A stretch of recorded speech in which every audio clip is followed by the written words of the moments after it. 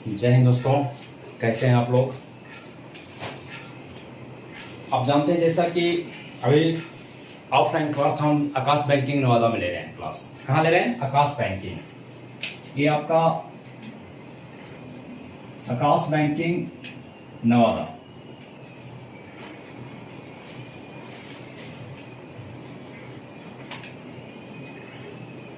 एक नवादा का ब्रांड है। ये जो आपका आकाश बैंकिंग है अभी फिलहाल नवादा में पता करेंगे तो ब्रांड है और रिजल्ट ओरिएंटेड है।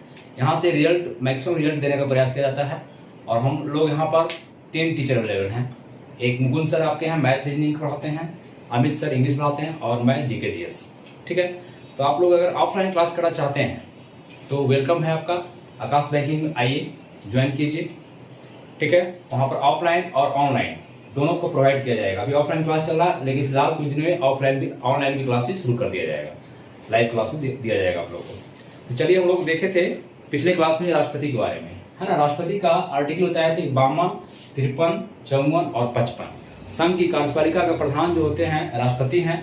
राष्ट्रपति में आपका 52 कहता है राष्ट्रपति का पद होगा, 53 कहता है कि आपका कार्यपालिका के प्रधान राष्ट्रपति होंगे, 54 कहता है राष्ट्रपति के निर्वाचक मंडल, 55 कहता है राष्ट्रपति के निर्वाचन के रीति रिवाज, 56 आर्टिकल कहता है राष्ट्रपति का पदावधि कितने दिन तक रहेंगे पद पे। 57 कहता है राष्ट्रपति का पुनर्निर्वाचन होगा कि नहीं होगा, पुनर्निर्वाचन की पात्रता। आर्टिकल 58 कहता है राष्ट्रपति की योग्यता, अर्हता, क्वालिफिकेशन। 59 कहता है राष्ट्रपति का शर्त, 60 राष्ट्रपति का शपथ, 61 राष्ट्रपति के महाभियोग। तो बताए थे 52 से 62 तक राष्ट्रपति हैं। तो हम 55 तक ऑलरेडी बता चुके हैं, आपको अच्छी से समझा सकते हैं कि आपका कैसे आनुपातिक मत प्रणाली होता है, क्या एकल संक्रमण मत प्रणाली है, क्या गुप्त मत प्रणाली, या 55 की चर्चा कर चुके थे। हम देखते हैं अनुच्छेद 56। अनुच्छेद 56 को आज अनुच्छेद 56 ये कहता है, अनुच्छेद 56 कि आपका राष्ट्रपति का पदावधि क्या होगा, माने कार्यकाल क्या होगा। आर्टिकल 56 वर्णन है राष्ट्रपति का पदावधि यानी कार्यकाल। तो ये आप जानते हैं कि राष्ट्रपति का कार्यकाल, जब राष्ट्रपति को चुनाते हैं तो जब शपथ लेते हैं, जिस दिन से शपथ लेते हैं, देखिए ध्यान दीजिएगा, जिस दिन से शपथ लेते हैं उस दिन से उनका डेट शुरू हो जाता है काउंटिंग का। शपथ से लेकर के 5 वर्ष तक राष्ट्रपति जो है आपका अपने कार्यकाल में रहते हैं। 5 वर्ष उनका कार्यकाल कितना होता है? 5 वर्ष का। लेकिन अगर राष्ट्रपति चाहे तो त्यागपत्र दे सकते हैं।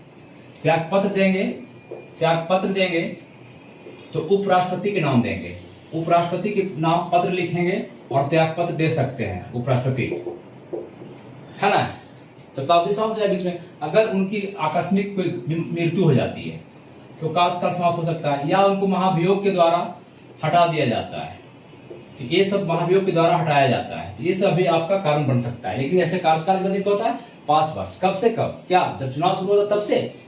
क्या चुनाव की जब मतगणना हुई तब से? जब जीत सुनिश्चित हो गया कि राष्ट्रपति जीत गए तब से? नहीं, जिस दिन से शपथ लेते हैं उस दिन से 5 वर्ष कार्यकाल उनका। ये कहाँ वर्णन है आपका? राष्ट्रपति अनुच्छेद 56 वर्णन। ठीक है, अनुच्छेद 57 देखिए, अनुच्छेद 57 ये कहता है आपका राष्ट्रपति की पुनर्निर्वाचन, फिर से निर्वाचन। एक भारत में राष्ट्रपति दोबारा बन सकता है कि नहीं, पुनर्निर्वाचन हो सकता है कि नहीं। राष्ट्रपति की पुनर्निर्वाचन की पात्रता। तो भारत में ऐसी बात नहीं है, राष्ट्रपति एक व्यक्ति चाहे तो कई बार राष्ट्रपति बन सकता है, कोई आपका रिस्ट्रिक्शन नहीं, कोई संविधान वर्णन नहीं। जैसे कि अमेरिका राष्ट्रपति का क्या है, अमेरिका के संविधान में वर्णन है कि राष्ट्रपति 2 ही बार बन सकते हैं, कोई भी 4-4 साल के लिए 2 बार। वहां का कार्यकाल होता है 4 वर्ष का, 2 बार बन सकते हैं, 2 टर्म। लेकिन भारत में ऐसा कोई प्रावधान नहीं, राष्ट्रपति जितना बार चाहे बन सकते हैं, एक व्यक्ति चाहे 2 बार, 3 बार, 4 बार, इसका कोई वर्णन संविधान में नहीं किया गया। राष्ट्रपति की पुनर्निर्वाचन कितना बार भी हो सकता है, ये वर्णन है 57 में। हाँ, 57 में। अब आइए अनुच्छेद 58 ये कहता है राष्ट्रपति की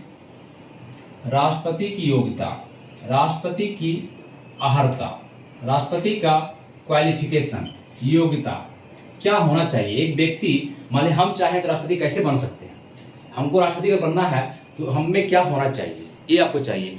पहली बात कि भारत का नागरिक होना चाहिए। क्या होना चाहिए? भारत का वो व्यक्ति विदेशी नहीं होना चाहिए, भारत का नागरिक होना चाहिए। क्या होना चाहिए? भारत का नागरिक होना चाहिए। पहला बात, पहला शर्त है। दूसरी बात है कि वो व्यक्ति 35 वर्ष की उम्र पूरा कर चुका हो, उसकी मिनिमम उम्र जो है 35 वर्ष हो, न्यूनतम उम्र कितना है? 35 साल होना चाहिए, जैसे कि हम बोल चुके हैं, हम बन सकते हैं। दूसरा बात, व्यक्ति पागल दिवालिया नहीं हो, व्यक्ति पागल या दिवालिया नहीं हो, ठीक है। चौथी बात कि जो भी व्यक्ति राष्ट्रपति के लिए चुनाव लड़ने जा रहा है, वो व्यक्ति कम से कम लोकसभा का सदस्य बनने लायक उसमें जो क्वालिफिकेशन होना चाहिए, लोकसभा का सदस्य बनने लायक योग्यता होना चाहिए। तो वैसे व्यक्ति जो लोकसभा का सदस्य बनने की योग्यता रखता हो, पहला बात करते हैं, भारत का नागरिक हो, मिनिमम उम्र 35 साल हो, पागल दिवालिया नहीं हो, लोकसभा का सदस्य बनने लायक योग्यता रखता हो। और एक और बात हो जाती है, यहां लिखते हैं कि उस व्यक्ति का लाभ के पद पर ना हो, वो व्यक्ति लाभ के पद पर ना हो, मतलब कोई ऐसा पद पोस्ट पर नहीं हो जो लाभ के पद पर ना हो। मतलब कहने मतलब कोई अगर डीएम है, कोई अगर एसपी है, कोई अगर क्लर्क है, सरकारी जॉब में है, तो वो लाभ का पद होता है, उसमें आपका लाभ, उसको पहले रिजाइन मारना पड़ेगा, तब राष्ट्रपति बन सकते हैं, तब चुनाव लड़ सकते हैं आप। तो लाभ के पद में सिर्फ, लेकिन हाँ, लाभ का पद में गिना नहीं जाता है, 4 को लाभ के पद में काउंट नहीं किया जाता है। किसको किसको? एक राष्ट्रपति को, एक उपराष्ट्रपति को, एक राज्यपाल को और एक सारे मंत्री को। राष्ट्रपति, उपराष्ट्रपति, राज्यपाल और सभी मंत्री, चाहे केंद्र का मंत्री हो चाहे राज्य का मंत्री हो, ये आपका लाभ के पद में नहीं आते हैं। अगर राष्ट्रपति है, उपराष्ट्रपति कोई आदमी है, कोई राज्यपाल है, तो चुनाव लड़ सकता है, लाभ का पद नहीं है। तो कौन कौन लाभ का पद नहीं है, जिसको लाभ का पद संविधान ने नहीं माना है, तो वो आपका राष्ट्रपति, उपराष्ट्रपति,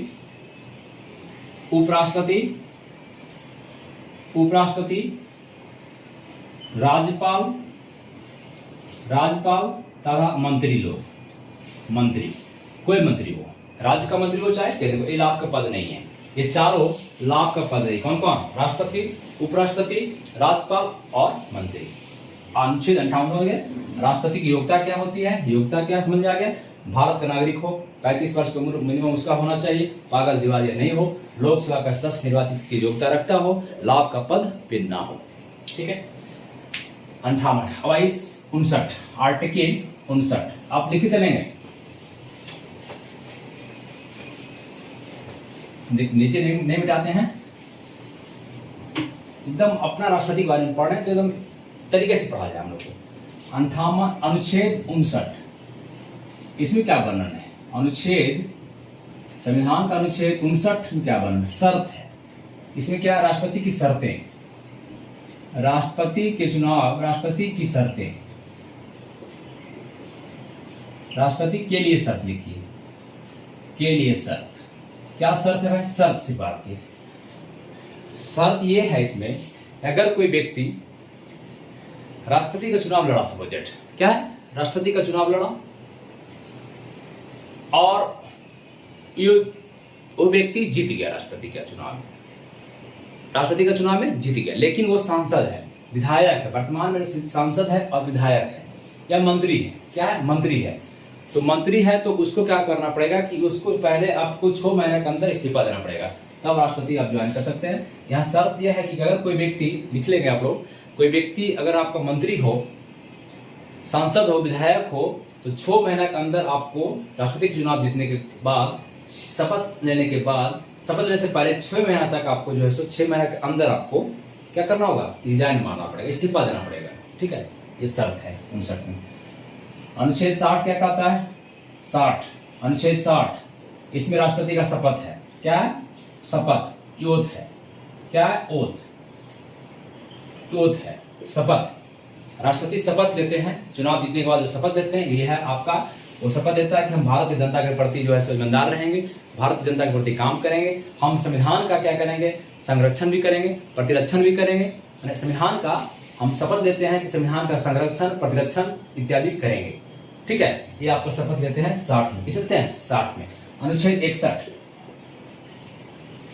अनुच्छेद 61 ये बहुत पूछता है। 61 राष्ट्रपति पर महाभियोग, राष्ट्रपति पर महाभियोग, जो कि आज तक किसी भी राष्ट्रपति पर महाभियोग नहीं लगा है ना। अभी तक भारत में किसी राष्ट्रपति पर महाभियोग पारित नहीं हुआ, लागू नहीं हुआ। महाभियोग क्या है? आप कहिए सर महाभियोग है क्या, है ना। तो देखिए अब क्यों लगता है महाभियोग, क्यों लगाया जाता है।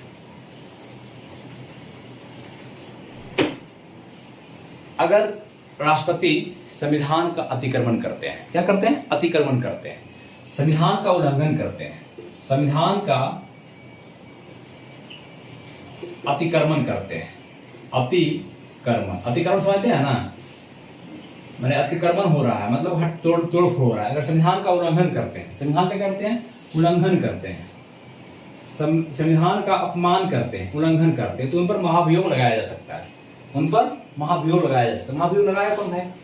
इस महाभियोग में भाग कौन लेता है लगाने में?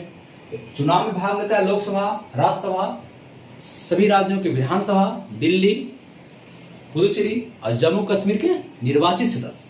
लेकिन महाभियोग में भाग लेगा लोकसभा प्लस राज्यसभा के सभी सदस्य, सिर्फ निर्वाचित नहीं, जो भी सदस्य हैं मनोनीत और निर्वाचित दोनों, सभी सदस्य भाग लेते हैं।